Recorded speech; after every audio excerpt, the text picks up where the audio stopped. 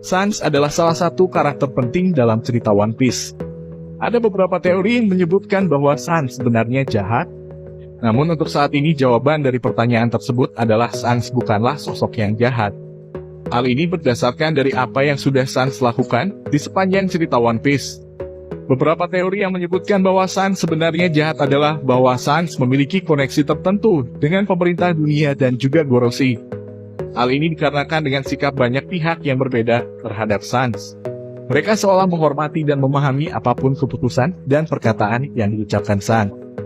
Namun teori ini belum terbukti kebenarannya. Beberapa fakta kekuatan Sans yang telah diketahui saat ini. Pertama, Sans dikonfirmasi sebagai pengguna 3 jenis haki, yaitu Hausoku, Busoshoku, dan Kenbunsoku. Kedua, Sans naik menjadi Yonko saat dirinya tinggal memiliki satu lengan. Meskipun kehilangan satu lengan mungkin mengurangi kekuatannya, Sans masih terbukti sangat kuat.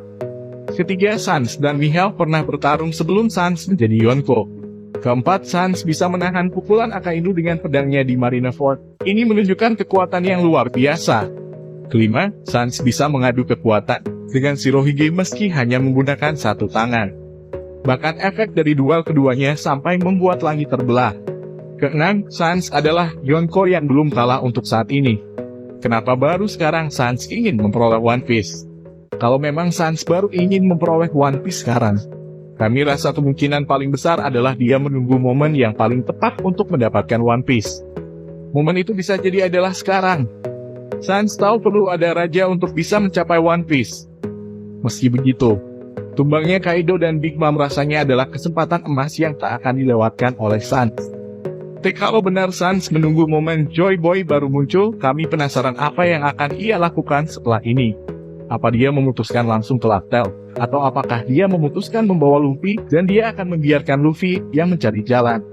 Shanks seperti yang kita tahu adalah mantan kru Roger yang berhasil menjadi Yonko. Sejak kecil dia tidak memakan buah iblis, dan semua nakamanya pun juga tidak ada yang memakan buah iblis. Ini membuat kita semua berpikir bahwa jangan-jangan Shanks memang sengaja tidak memakan buah iblis dan tidak akan membiarkan salah satu nakamanya memakan buah iblis demi bisa pergi ke Pulau Laftel. Nah, jika seperti itu, kenapa dia selalu berusaha mengajak Marco yang notabene-nya adalah pemakan buah iblis untuk naik ke kapalnya dan menjadi nakama? Jawabannya simple, coy. Shanks mengajak Marco untuk join karena dia ingin mengalahkan Kurohige. Seperti yang kita tahu, sejauh ini orang yang paling tahu banyak tentang Kurohige adalah Marco. Dan Marco juga adalah satu-satunya orang dari kru Oyaji yang bisa dipercaya oleh Shanks. Jadi, ini bukan untuk menjadi kru inti dan pergi ke Laftel karena Marco sendiri tidak tertarik dengan One Piece.